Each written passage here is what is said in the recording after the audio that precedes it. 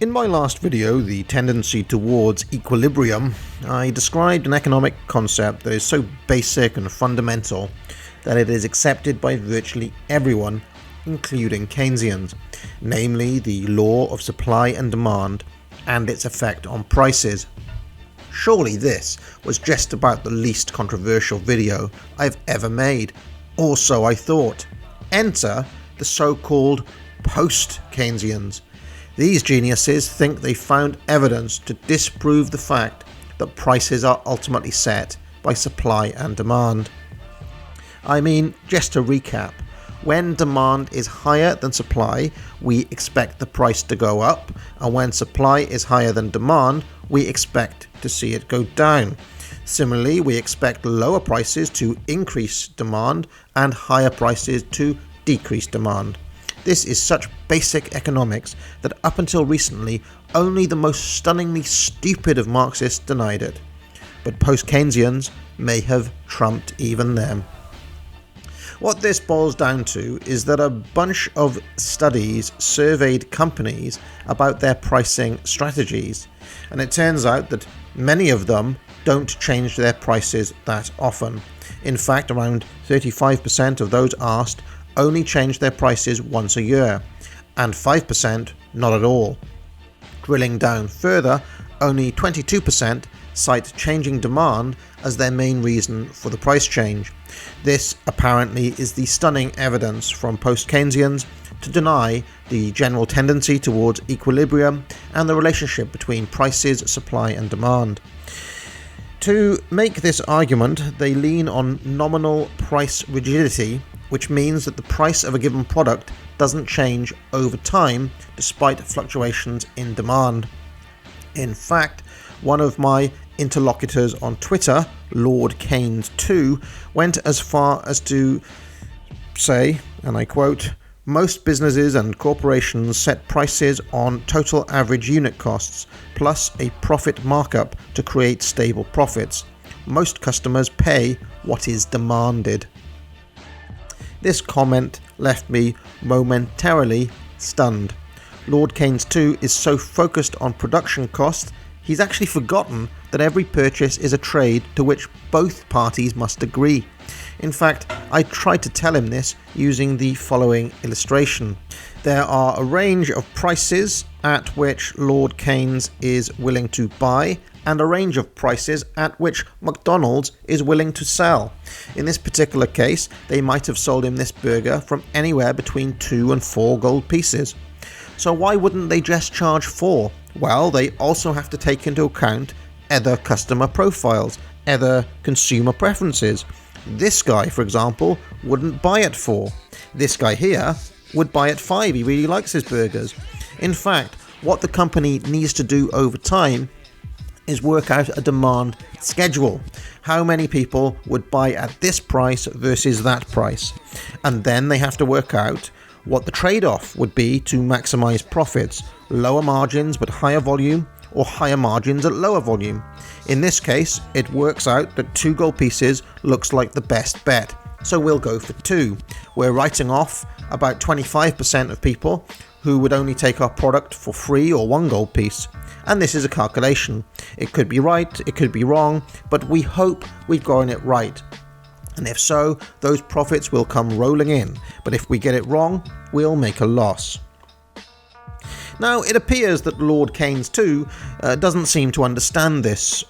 He says, and I quote again, "Most will pay a price well above what they would like to pay." Well, of course, 100% of people would like the good to be free. But as we've seen, we need to figure out what most people are prepared to pay while still keeping us in profit.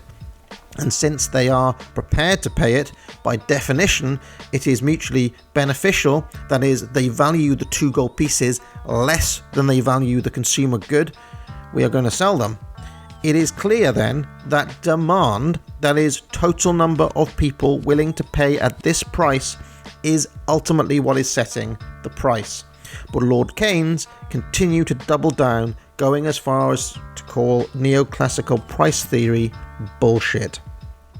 Now, I said that if certain products in the supermarket have stable prices, what they call nominal price rigidity, it is likely because they have relatively stable demand, which does not require very many price adjustments. And in fact, I pulled up several examples totally at random, such as Fairy Liquid or Coca-Cola, showing very little changes to year-on-year demand. In such cases, we'd expect prices to change only with inflation. I also found examples, again at random, of products experiencing decreasing demand. For example, here's Tetley Tea, which saw a 17% decline in demand from 2013 to 2017. Did they slash the price? Turns out they did. There was a 13% price reduction in 2015. I also found that sales of Maclean's toothpaste had decreased by around 40% in the same period.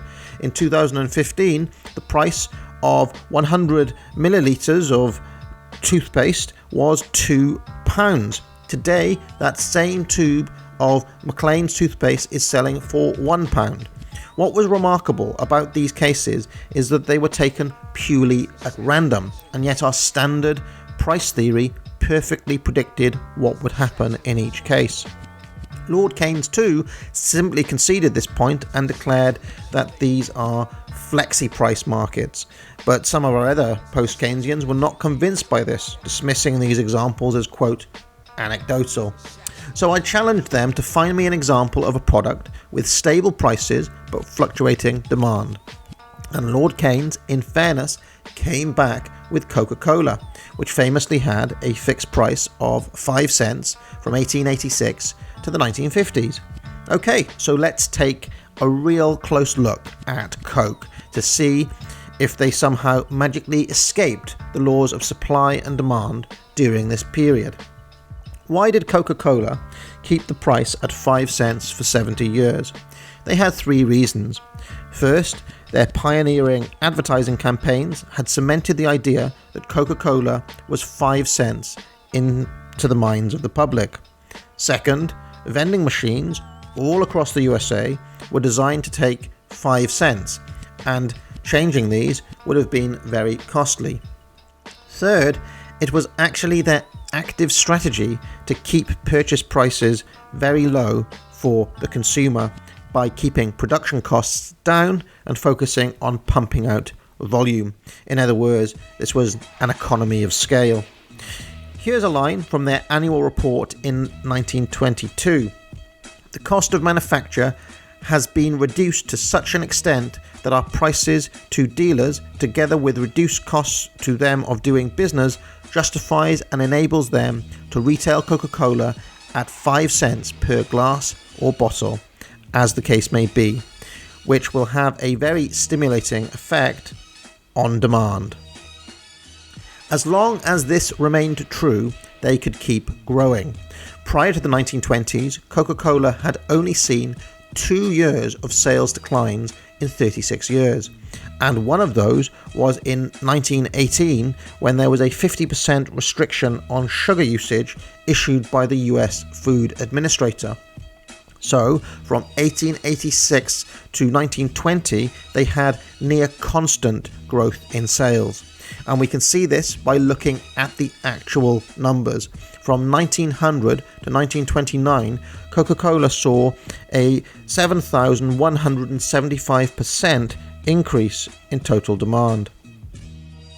And this trend continued into the years of the Great Depression. Unfortunately, the annual reports stopped showing total gallons after 1931, but we still have data on the profits, and as you can see, they took a hit in the worst years of the Depression in 1932 and 1933. More on that in a moment. By the 1940s, Coca-Cola had become a national icon, and they even helped in the war effort, supplying Coca-Cola to the troops on a government contract. So what was driving up demand for Coke all through this period from 1900 to 1940? One factor, which is obvious, is advertising. Coca-Cola is probably the most famous brand in the world, and its marketing campaigns are the stuff of legend. But the second factor is obviously the low price point of 5 cents. Now I should say that this is not as low as it might seem to you. To give you an idea, 5 cents in 1920 works out at about 63 cents today, but it's still pretty low. Now, although Coca-Cola's nominal price was fixed for all this time, its real price changed because the real price is always relative to inflation. So, if our price theory is true, we'd expect to see a fall in demand when the real price of Coca-Cola increased. And that's exactly what we did see. The real money price of Coca-Cola increased during the Depression because they had deflation, and we saw a drop in sales. In fact, we saw a 37% decrease in demand with deflation. This is also true of the early 1920s, when deflation made the real money price of Coca-Cola more expensive and demand fell. Between 1920 and 1924, we saw a 6.2% decrease in demand with deflation.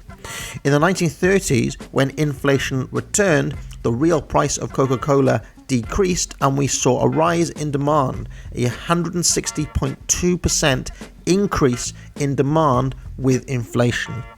So what can we conclude by looking at this case study? Well, first, nominal price rigidity for Coca-Cola meant that the inflation rate effectively set the price. Demand was affected, therefore, by the real money price. With inflation, we saw increased demand. With deflation, we saw decreased demand. So there we have it. Nobody, not even Coca-Cola, can outrun the laws of economics. Now get out.